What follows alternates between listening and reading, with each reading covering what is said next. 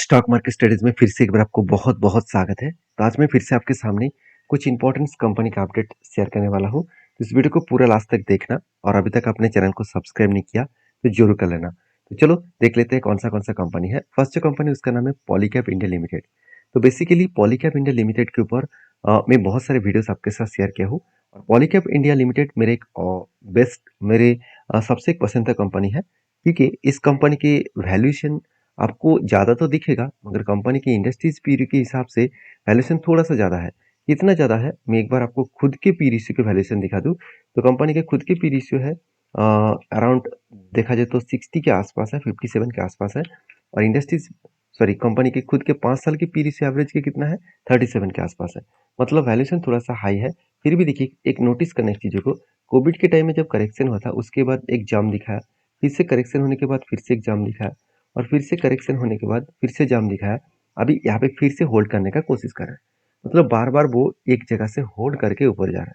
तो यही स्ट्रेंथ होता है इस कंपनी के ऊपर और इस स्ट्रेंथ के बेसिस में ही कंपनी आगे बढ़ रहा है।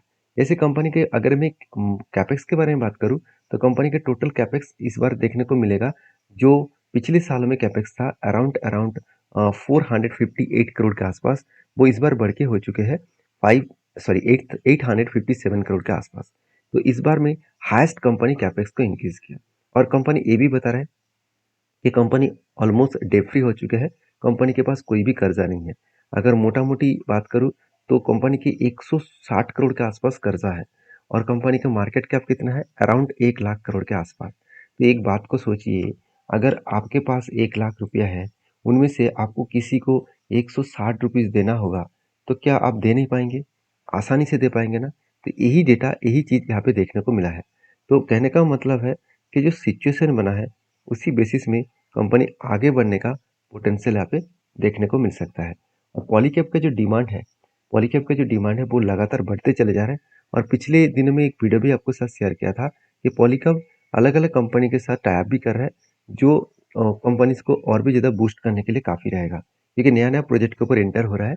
जैसे मैं पहले दिन आपको एक रिपोर्ट बताया था, आप देख सकते हैं कैलकॉम जो विजन है to supply LED product to Polycab, मतलब पॉलीकैब को एलईडी प्रोडक्ट जो है वो सप्लाई करेंगे, क्योंकि आप सभी जानते हैं पॉलीकैब एलईडी लाइट्स भी बनाते हैं। तो उसका सप्लाई कौन करेंगे, कैलकॉम जो विजन है। तो बेसिकली गुड पॉइंट्स है, एक बेस्ट पॉइंट है। जिस तरीके से कंपनी आगे बढ़ रहा है, जिस तरीके से कंपनी का बिजनेस बढ़ रहा है, वो आगे बढ़ने का पोटेंशियल रखते हैं। और मज़ेदार बात यही है, इस कंपनी के ऊपर जो ट्रस्टेड इन्वेस्टर है वो माल बेचने के लिए तैयार नहीं है। जो लोग सोच रहे हैं कि म्यूचुअल फंड ने माल बेच दिया, 8% से 5% कर दिया, तो क्या होगा? देखो उसका माल किसने उठाया, एफ ने उठाया। 5% से एफ ने बढ़ाकर 13% कर चुके हैं। मतलब इंस्टीट्यूशन अच्छा खासा इस कंपनी के ऊपर बाइंग किया है, अच्छा खासा एक कंपनी के ऊपर इन्वेस्टमेंट किया है। तो मुझे लगता है बेस्ट तरीके से सिचुएशन बना इस कंपनी में आगे बढ़ने का, इस कंपनी में काम करने के लिए। तो सिचुएशन वाइज बात करूँ तो कंपनी में एक अच्छा खासा जर्नी देखने को मिलेगा, जो जर्नी कंपनी को अच्छा खासा बूस्ट करने के लिए काफ़ी है। बाकी इस कंपनी के ऊपर आपकी क्या राय है, जरूर मुझे कमेंट्स करके बताना। तो कंपनी का जो चार्ट पैटर्न है उसके बारे में एक बार चर्चा करूँ तो देखिए, कंपनी एक लगातार जर्नी करने के बाद देखिए कंपनी के ऊपर सिचुएशन क्या बन रहा है, एक बार ध्यान से देखना। कंपनी के ऊपर एक लगातार हाई हुआ, उसके बाद कंपनी होल्ड किया, एक नेगेटिव न्यूज़ आने के बाद कंपनी करेक्शन हुआ था 30% के आसपास, वहाँ से कंपनी बिग बाउंस किया। और बड़े इन्वेस्टर जेफरीज ने कहा था कि 7,125 तक जाएगा। फाइनली उसी लेवल तक जाने के बाद यहाँ पे देखिए करेक्शन हो रहा है। मतलब वो उन्होंने क्या किया, प्रॉफिट बुकिंग किया। प्रॉफिट बुकिंग होने के बाद कंपनी करेक्शन हुआ। उसके बाद मुझे लगता है ये जो लेवल है, ये लेवल कंपनी के लिए एक स्ट्रांगली लेवल है। इसी लेवल को वो रिटेस्ट करके बाउंस बैक कर रहा है, मतलब कंपनी यहाँ से फिर से जर्नी दिखा सकते हैं। तो पॉजिटिवली जर्नी बन सकता है। अगर पॉजिटिवली जर्नी बने तो इस हाई लेवल से अगर बने तो यहाँ पे एक कप बन सकता है। उसके बाद छोटा सा हैंडल बने तो मैं फिर से एक पॉजिटिव एंट्री लेने वाला हूँ, क्योंकि वॉरेन बफेट जी के रूल्स के हिसाब से आपको हमेशा अच्छे कंपनी को सस्ते वैल्यूएशन में आपको खरीदना होगा। तो कोई बात नहीं, कंपनी के ऊपर मैं तो बुलिश हूँ। आपकी क्या राय है जरूर कमेंट्स करके बताना। नेक्स्ट जो कंपनी उसका नाम है आरबीएनएल। देखिए रेलवे विकास निगम लिमिटेड बेसिकली एक ऐसी कंपनी है जिसके ऊपर हर किसी का ट्रस्ट अभी बन चुके हैं। देखिए पीएसयू कंपनी होने के नाते भी आरबीएनएल के ऊपर एक पॉजिटिव पॉइंट है। पॉजिटिव पॉइंट क्या है कि आरबीआई ने लगातार एक ग्रोथ करने के लिए काफ़ी है, एक अच्छा खासा ग्रोथ होने के लिए काफ़ी है, क्योंकि कंपनी का अगर क्वार्टरली रिजल्ट दिखा दूँ तो कंपनी इस बार भी हाईएस्ट सेल्स को जनरेट किया, जो पिछले सालों की तुलना से ज़्यादा है। और कंपनी एक्सपेंस को मिटाने के बाद नेट प्रॉफिट भी 334 से लेकर 337 था, बीच में थोड़ा सा कम हो गया था।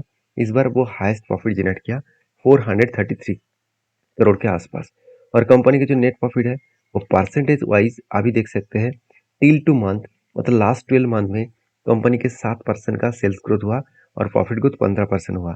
इस चीज़ों को आपको नज़रअंदाज नहीं करना है, क्योंकि जो लोग सोच रहे थे कि कंपनी लगातार प्रोजेक्ट मिल रहा है, कंपनी लगातार ग्रोथ कर रहा है, ऐसे नहीं है। प्रोजेक्ट तो मिला मगर प्रोजेक्ट को अभी तक कंपनी इनिशिएट नहीं किया, जिसके चलते कंपनी का सेल्स मार्जिन कम हो गया। देखिए, सेल्स कम होना कंपनी के लिए खतरा है, क्योंकि आज सेल्स कम हुआ, प्रॉफिट ज़्यादा हो गया, देखकर बहुत सारे लोग खुश हो रहा है। नेक्स्ट क्वार्टर में भी सेल्स कम होगा, नेक्स्ट साल में भी सेल्स कम होगा, तो प्रॉफिट मार्जिन बहुत कम हो जाएगा। तो इस चीज़ों को पहले नोटिस करना होगा। जो लोग फोमो बाइंग कर रहे हैं, मतलब लगातार वो बाइंग करते चले जा रहे हैं, टॉप में बाई करते चले जा रहे हैं, उसके लिए बता दूं, इस चीज़ को आपको नोटिस करना होगा, क्योंकि इस डेटा के हिसाब से बात करूँ तो कंपनी के ऊपर जो डेटा है 7% के आसपास देखने को मिला, जो कंपनी के लिए खतरा बन सकते हैं। तो बाकी कंपनी के ऊपर गुड पॉइंट सही है कि कंपनी लगातार हाई कर रहा है। उसके पीछे कारण भी है, क्योंकि कंपनी बहुत सारे कॉन्ट्रैक्ट्स कंपनी को मिल चुके हैं। जैसे कंपनी फिर से रिकॉर्ड हाई कर चुका है बिकॉज ऑफ कॉन्ट्रैक्ट विन।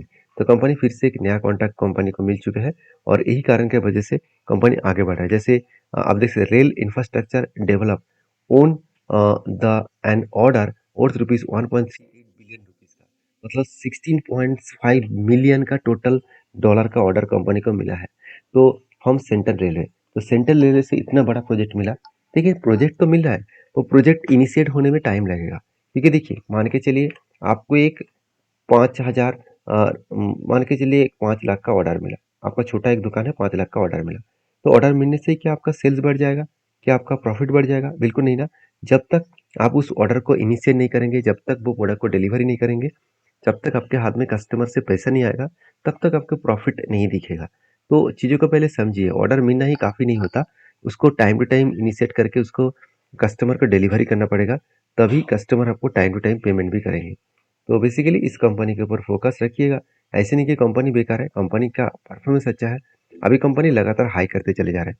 तो मैंने एक एरिक्सी ट्रेड यहाँ पे बना था, जो कुछ इस तरीके से रेंज बनने के बाद फाइनली यहाँ पे ब्रेकआउट हुआ और एक बार रिटेस्ट भी किया।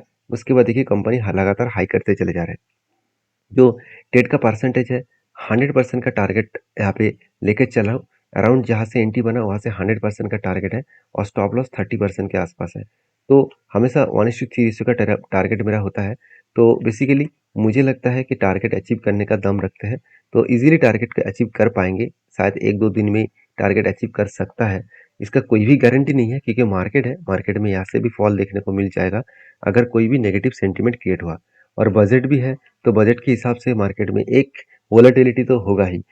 लगातार कंपनी भागते चली जा रही है सिर्फ एक ही कारण की वजह से, क्योंकि ये बताया जा रहा है कि अपकमिंग जो बजट आने वाला है वहाँ पे रेलवे कंपनीज को अच्छा खासा फायदा मिलने वाला है। तो मिलेगा कि नहीं मिलेगा वो तो आपको बजट में ही दिखेगा।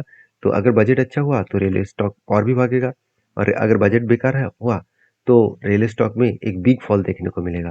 तो बाकी आपके क्या ओपिनियन है जरूर कमेंट्स करना। नेक्स्ट जो कंपनी उसका नाम है संवर्धन मदरसन इंटरनेशनल लिमिटेड।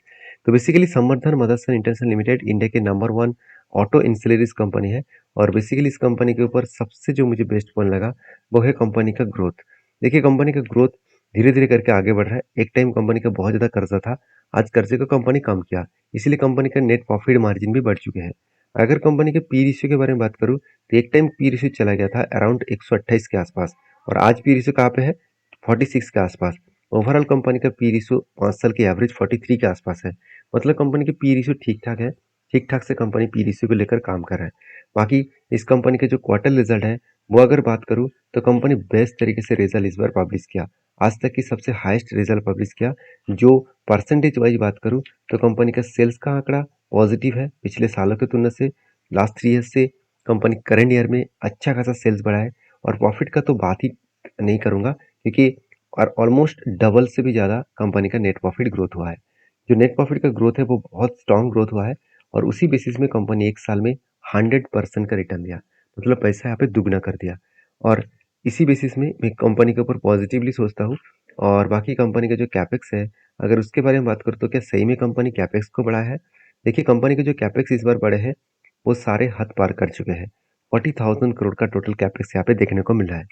तो कंपनी के जो पिछले सालों का कैपेक्स था किससे 2000 करोड़ और उससे पहले 2022 में था 2400 करोड़। तो कंपनी में ऐसे क्या हो गया, कंपनी इतना कैपेक्स को बढ़ा दिया क्योंकि कंपनी के इस बार कैपेक्स है 40,000 करोड़। क्योंकि कंपनी बहुत सारे नया एक्टिविटीज के साथ काम करने वाले हैं, नया सारे प्रोजेक्ट के ऊपर काम करने वाले हैं, तो इसलिए कंपनी कैपेक्स को इंक्रीज किया। बाकी इस कंपनी के जो टेक्निकली चार्ट पैटर्न बना है, तो उसी कैपेक्स के कारण, उसी इन्वेस्टमेंट के कारण, उसी शानदार परफॉर्मेंस के कारण कंपनी के ऊपर जब एक पैटर्न क्रिएट हुआ था, शोल्डर कम हेड कम शोल्डर, उसके बाद देखिए रॉकेट की तरह टारगेट अचीव किया। कंपनी ब्रेकआउट हुआ, ब्रेकआउट कंफर्मेशन हुआ और एक बार रिटेस्ट भी किया और देखिए बिग बाउंस, इस तरीके से कंपनी बाउंस किया और ये कंपनी का लाइफ टाइम हाई भी है, क्योंकि इतने सालों के बाद कंपनी लाइफ टाइम हाई को भी ब्रेक किया है। तो मैं इस कंपनी के ऊपर ऑब्वियसली पॉजिटिव हूँ। अभी देखिए फिलहाल के लिए मेरा कोई ट्रेड नहीं है, जो ट्रेड बना था उसका तो टारगेट अचीव हो चुके हैं। वो टारगेट निकल के आ रहे थे 54% के आसपास, तो बेस्ट तरीके से टारगेट मिला। बाकी आपकी क्या राय है जरूर मुझे कमेंट्स करके बता सकते हैं। नेक्स्ट जो कंपनी है उसका नाम है एल्कॉन इंजीनियरिंग कंपनीज लिमिटेड, जो तो 14,000 करोड़ का कंपनी है। और कंपनी का गुड अपडेट यही है कि कंपनी स्प्लिट देने जा रहा है 19 में कंपनी, सॉरी 19 जुलाई में कंपनी स्प्लिट देगा और वो भी 1:2 रेशियो का, मतलब हर एक के बदले आपको 2 शेयर मिलेगा, क्योंकि कंपनी का फेस वैल्यू जो 2 रुपया था वो अभी 1 रुपया बनने जा रहा है। तो एक के बदले 2 शेयर मिलेगा। जो लोग स्प्लिट पाना चाहते हैं एक बार डीपली रिसर्च करें, उसके बाद काम करें। तो मिलते हैं नेक्स्ट वीडियो में, तब तक के लिए धन्यवाद।